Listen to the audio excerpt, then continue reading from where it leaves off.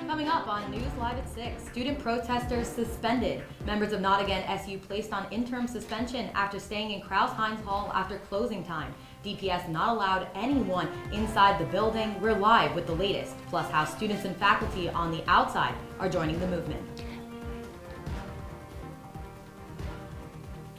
And a DPS altercation, new video of an officer grabbing a student protester, plus the other instances in the past 24 hours where protesters are reporting physical restraint from DPS.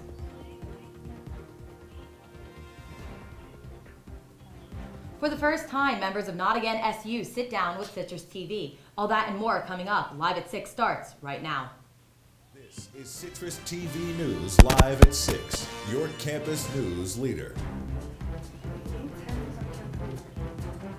The Not Again SU protests are entering their second night of occupation at Crouse-Hinds Hall, and tonight there are discrepancies in the timeline of events released independently by Syracuse University officials and protest leaders. Good evening, I'm Katie Lane. And I'm Nicole. In statements released this afternoon, SU officials say they have been in contact with protesters since the occupation began at 12:30 yesterday. Around midnight, Chief Diversity and Inclusion Officer Keith Alford and Vice President for the Student Experience Robert Haratsky shared a statement saying the protesters were suspended for violating the campus disruption policy, not directly for protests. Not Again SU said in a statement that the campus disruption policy was suspended at the last minute during November's Barnes occupation. The group also says Haratsky and Dean of Students Marianne Thompson came to speak with them this morning, but the group claims neither official understood their demands and are now unwilling to speak with them. We're bringing you team coverage tonight. We have reporter Conor Wight outside Sims Hall, where the Department of Public Safety is headquartered. Plus, correspondent Ricky Sayer is in studio to break down what happened last night. But first, we go to our reporter Liam Crowley, who is at Crouse-Hinds Hall right now. Liam, what are the latest on the protests?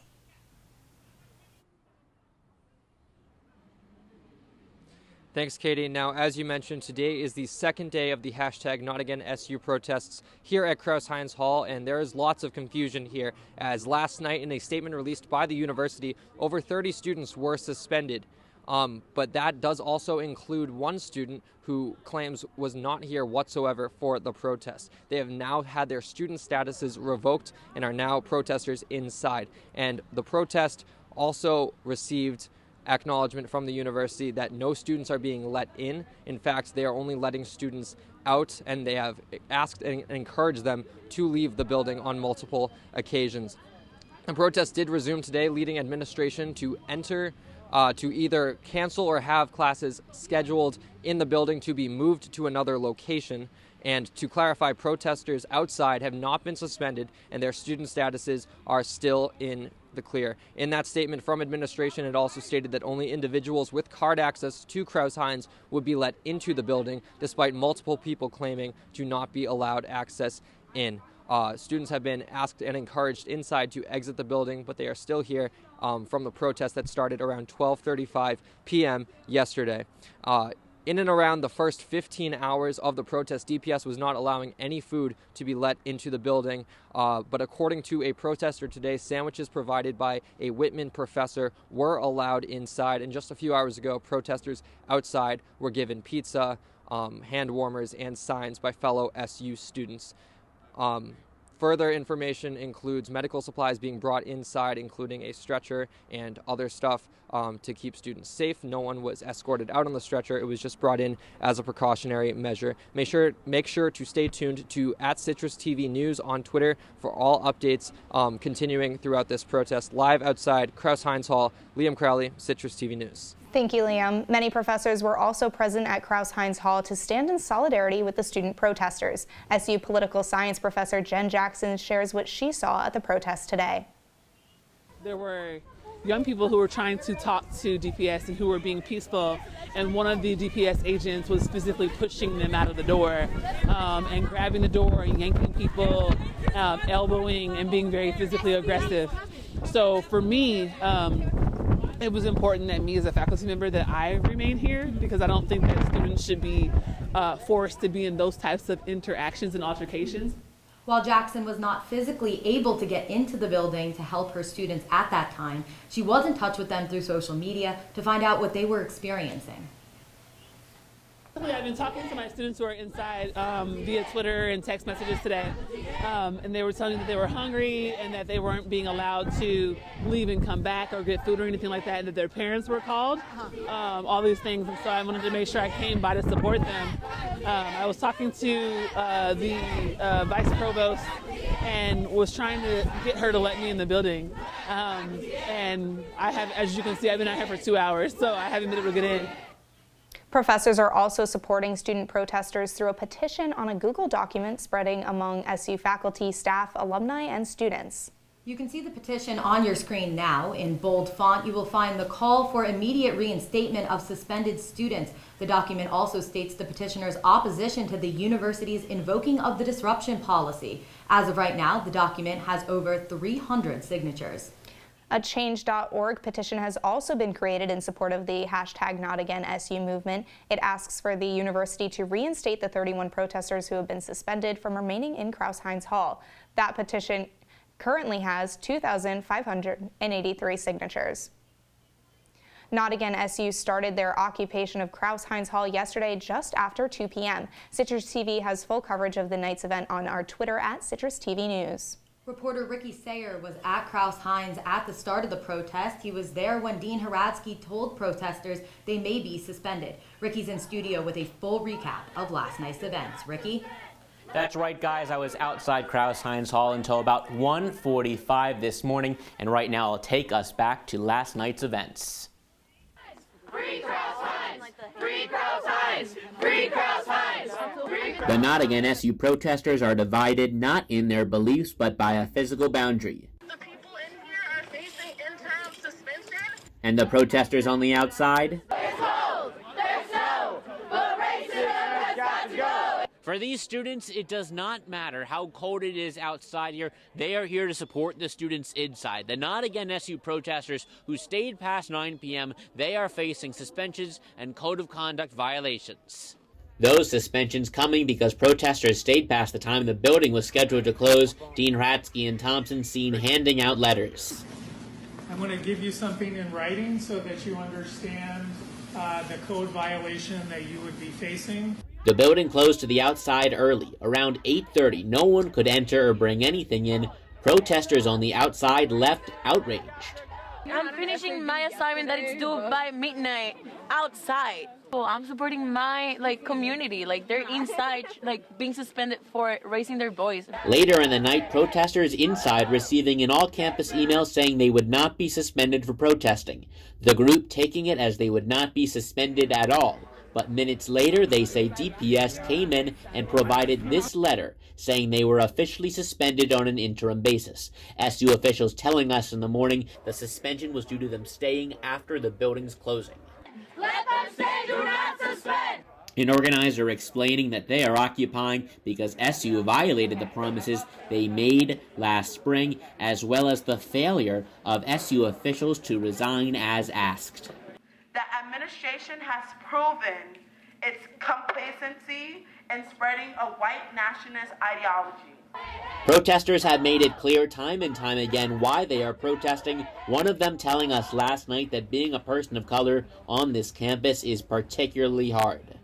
Every day I feel like, oh my gosh, am I going to be safe if I walk outside? Am I going to see something that's going to be directed towards me? Am I going to be targeted for anything that I can't control? Free Crouse-Hinds! For now, students holding firm. Their fight is worth the punishment. Ricky Sayer, Citrus TV News. Thanks, Ricky. Citrus TV also sat down with members of the movement last night. This is the first time the organization has sat down with us on camera. Ricky, you were the one to speak to them. What did they share with you? Yeah, well, first of all, I want to say that they wanted to prevent their faces from being on screen. They had some threats after the protest last semester that they were trying to avoid, and we were able to sit down with them and find out what they thought of these new demands, why they were giving these new demands, as well as finding out what they thought the university should do moving forward.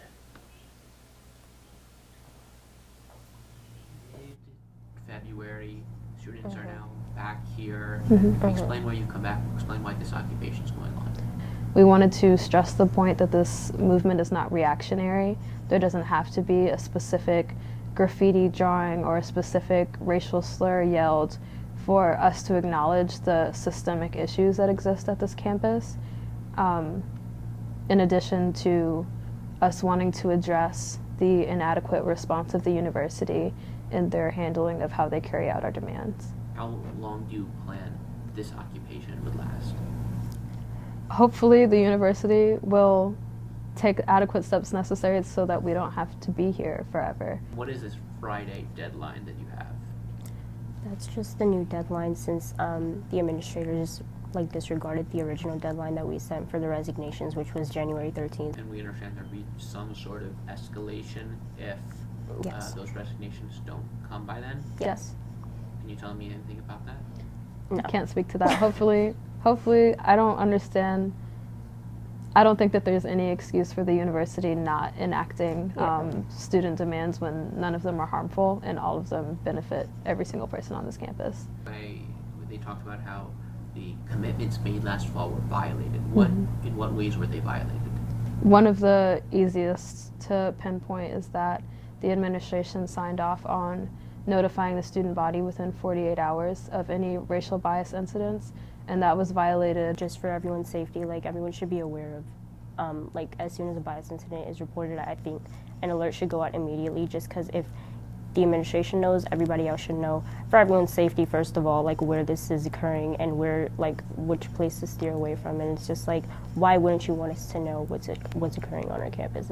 So we anticipated some pushback to all of these demands, which is why in our current addendum to the demands, we clarified that instead of quietly updating the website where people would have to constantly go back on their own and refresh it and look for changes, a very easy compromise to that would be DPS sending an email every time there's an update to the page without specifying the details of the incident except for on the page. Love to talk with you guys about another demand, which is about saying that the school release the names of people who commit bias incidents. One of the big questions that we've already heard is how would you address the legal concerns of doing that for the university? We did our research on that, and there are several other schools that are in the same caliber as Syracuse University that are allowed to release the names of students who violate their student code of conduct. Administration has come into the space on different occasions, and some have spoken to certain students, but we as a group have not received communication from people like the chancellor. Do you have any specific stories that you believe prove how people of color are treated on this campus that kind of can help people understand why these topics, these issues are so important to you? My freshman year, I was called a welfare queen and harassed by someone on this campus, and I and several other people made racial stop bias reports against this person. The school decided that it was not their issue and delegated it to the Office of Residence Life. And the Office of Residence Life asked the RD to speak with the student, and she declined to speak to the RD, and no further action was taken by the university. This white kid called a group of my friends monkeys while we were going to the laser tag thing in Goldstein. And then we reported it to DPS because they were right there. And then DPS went to talk to the student, and he was let go after 10 minutes because he had mental health issues. Not Again SU protesters are announcing an extension to the demands they originally made last fall. Citrus TV reporter Josh Meyers is in studio to tell us about the movement's new demands. Josh? Thanks, guys. After the controversial signing of demands last semester, hashtag NotAgainSU's new demands continue to address their perceived flaws with the campus experience. Most of the demands revolve around policy changes. Now, a significant one of these is disarming of Department of Public Safety officers. According to the Bureau of Justice, nearly all four-year colleges with over 2,000 students have an armed police force. Protesters say that if firearms are necessary, Syracuse University can contact SPD instead. They are peace officers, and we just feel like they shouldn't be carrying any weapons because there's no need for them. There just simply is no need for them. Another big demand is a freeze in tuition hikes. Since 2018, Syracuse joins Ivy League schools with an expected total cost of attendance of more than $70,000. The Daily Orange reported that these hikes are part of the university's fundraising initiative, Invest Syracuse. Protesters demand SU to only increase tuition to adjust for inflation, rather for reinvestment into the university. With one of our main focuses being eliminating financial burden for students that can't afford this university, because college in general is very expensive and it's a privilege to be able to attend a college or university. And part of our goal for eliminating financial barriers for people to receive an education. Now, Not Again SU is also pushing the date for the immediate resignation of Chancellor Kent Severud, Senior VP for Enrollment and Student Experience Dolan Ivanovich, DPS Chief Bobby Maldonado, and Deputy Chief John Sardino to this Friday, February 21st. Originally, Not Again SU demanded the resignation for January 13th, 2020. The movement also demands Syracuse University to admit the hate crimes on campus are a result of institutional violence and not isolated incidents. Protesters demand that a public statement be made by SU's administration addressing all bias incidents since fall 2019 as acts of violence rather than just individual acts of hatred. Protesters asked the university to send this statement to the student body, parents, and alumni via email. Katie, Nicole, back to you guys. Thanks, Josh. The calls for DPS to be unarmed come in the midst of continuing tension between protesters and the Department of Public Safety. Not Again SU is reporting that officers have physically grabbed some of the students. The protesters filmed one of these altercations. DPS also locked down the building at 9 p.m. last night and have not allowed anyone inside who does not have official card access. CitrusTV reporter Conor Wight is live from DPS headquarters at Sims Halls with details on what Not Again SU describes as an assault against protesters. Thanks, guys. Now, it's a quiet scene here at DPS headquarters compared to the scenes we're seeing out of Crouse-Hinds Hall just across campus. In many ways, DPS has been the focus of Not Again SU's renewed protests here on campus. They're still calling for the resignations of DPS Chief Bobby Maldonado and Associate Chief John Sardino. They also say that since the sit-in began yesterday, there have been 3 physical altercations between DPS officers and students involved in the protest. They say that the first incident occurred at 2:30 this morning when a DPS officer put his knee between a female student's legs to stop her from blocking the entrance to Crouse-Hinds Hall. The second at 8 this morning when an officer allegedly grabbed a grad student who Not Again SU says had card access to the building. And a third involving Associate Chief John Sardino, shown in this video, blocking students from the doorway.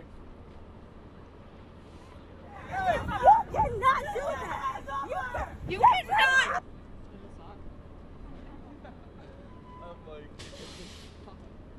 Now, as you may have heard there, students were chanting, "You can't touch her." CitrusTV was unable to independently verify the legal powers that DPS officers have here on campus, but according to the Department of Public Safety's website, officers have law enforcement authority on SU's campus. Those specific policies are not publicly available.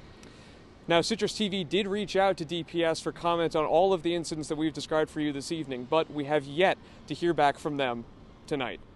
Reporting from Sims Hall, Conor Wight, CitrusTV News. Thanks, Connor.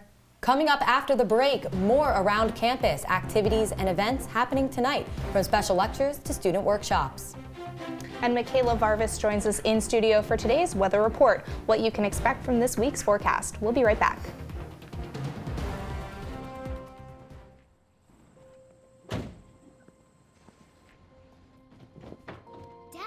They took over my bedroom. Come on, come on. Okay, Dad. 1, 2, 3.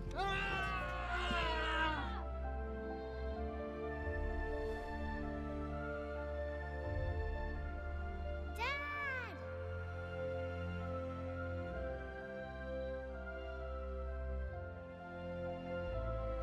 You saved me.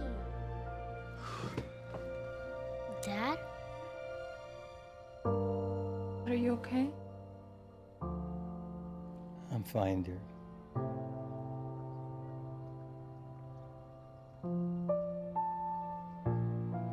Your hero needs you now, and AARP is here to help. Find the care guides you need at aarp.org/caregiving. Leaving hot coals improperly extinguished can cause a wildfire. Hey guys, it's Smokey! It looks as if Smokey is going to use the drown, stir, drown and feel technique. After the first drown, a good stir. Next, another drink. And finally, a close feel. Is it cool? Okay. Yeah. Hey, Smokey, catch! Oh, my bad, Smokey. Only you can prevent wildfires. Happening now on campus, Syracuse Abroad and the LGBTQ Resource Center are hosting a dinner at Byrd Library. The free and open event aims to answer questions from prospective abroad students about the LGBTQ experience studying abroad. The dinner lasts from now until 7:30. For more information, call Maria De La Ponte at 315-443-9422. Also happening inside Byrd Library, the third lecture in the Understanding Islam series is going on right now in the Peter Graham Scholarly Commons. Today's lecture, entitled Equality, is being held with crisis counselor Anis Diab as the guest speaker. This event is free and open to the public and will run until 7:30 tonight. Tours of South Campus apartments continue today. Students were invited to tour 151 Winding Ridge apartment number 11 to take a look at the inside of a South Campus apartment. Students were also encouraged to ask housing staff members questions about living on campus and the room selection process. SU is promoting Sexual Health Awareness Month with a safe sex workshop tonight at the Barnes Center. The workshop will encourage healthy sexuality through a variety of games and activities. Tonight's workshop is scheduled from 7 to 9 p.m. Admission is free and open to all students. The CitrusTV Weather Center. This is SU's most accurate weather forecast. It was kind of a strange day of weather today. It started out slightly warmer, then the wind picked up, got really cold, and then it was even drizzling a little bit. It really did. Michaela, what is it looking like outside right now? Yeah, today was a little bit strange. We woke up with some snow showers in the morning. It's about 43 degrees outside right now. We had some rain in the afternoon, but all day was super high winds, and that made the higher temperatures compared to last week still chilly because of the strong winds that were blowing today. So today, looking at our Wednesday planner, for tomorrow morning we're starting out at 27 degrees, then steadily decreasing throughout the day until 6 p.m. with 24 degrees, and we might see some snow showers in the early morning. And here for our 5-day forecast, we're starting the week out with some snow and rain, a nice wintry mix. And moving on to Friday, we see it partly cloudy with temperatures steadily increasing. Then on Saturday is probably the best news you'll probably hear all week. It's going to be sunny and 40 degrees, so look forward to that gorgeous day on Saturday.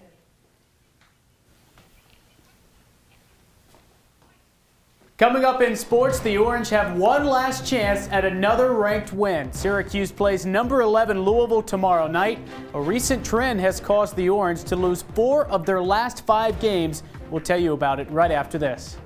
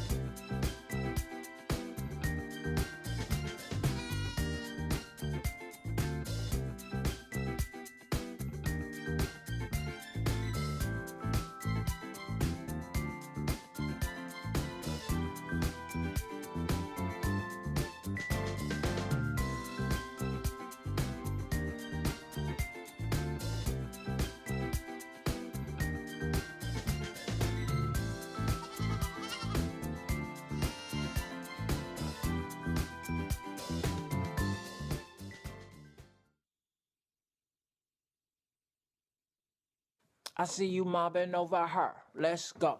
Let's mob. Let's crawl. Let's crawl. Let's crawl. Hey, yo, we mobbing. Come on, girl. Let's crawl. Hey, yo, let's crawl. Hey, yo, let's crawl. Hey, let's crawl. Hey, yo, let's crawl. And now, your Citrus TV Sports Report. Welcome back. I'm Jonathan Hoppy. We've all heard the old saying, now or never. That directly applies to the SU men's basketball team. A red-hot January has made way for an ice-cold February. The Orange have lost 4 of their last 5 games. Another loss on Wednesday could eliminate any hope for an at-large bid. Think back to recent losses to Clemson, NC State, and Florida State. One part of the game has really hurt Jim Boeheim's team. Well, our defense hasn't been good down the stretch. We have closed out several games this year. Close games. We've won 4 very close games that we have closed out. So you're not going to win all the close games you have. Boeheim's right. The Orange are 3-3 in one-possession games this year. They also beat Virginia in overtime. SU could be locked in another tight one on Wednesday. Tip-off from Louisville is at 7 o'clock. The first 2 games for the SU men's lacrosse team have been anything but close. The Orange average margin of victory so far is 10 goals. Things could get even tougher on Sunday. That's when number 5 Syracuse hosts number 9 Army. The top 10 matchup lost some momentum this afternoon. Army has fallen to Marist. A 17-9 final sends the Black Knights to 3-1 on the season. The Orange are off until Sunday. Great news for the team off the field today. They've secured a commitment from 2021 Midi Carter Rice. The 4-star is a left-handed shooter with elite athleticism, so much so he's receiving football offers as well. Rice was offered by Dartmouth in July. For now, he's sticking with lacrosse. Great news for a program that wants to improve its recruiting.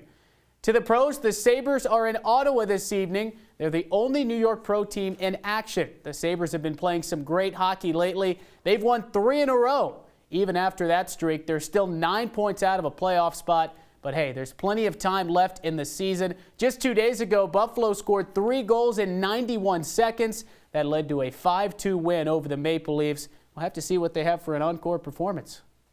Thank you. Don't go anywhere. We'll be right back with your weather wake-up forecast. Pre-diabetes. But with more exercise and a change in diet, it can be reversed. I've tried exercising. It just makes me hungry for bacon. I love bacon, too. And who really likes to exercise? Not me. Me neither. Nobody. So we're good? What? Oh, you still have pre-diabetes. Big time. Here's your check.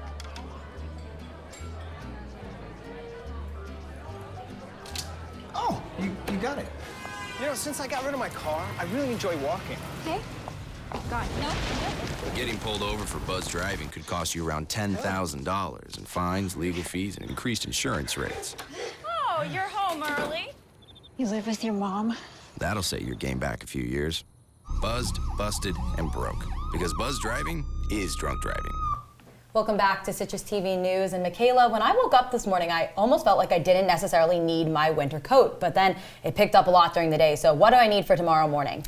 Tomorrow morning, you're going to wake up to about 27 degrees outside, and I do recommend wearing your coat because it is going to feel a lot cooler than that due to the high winds like we experienced today.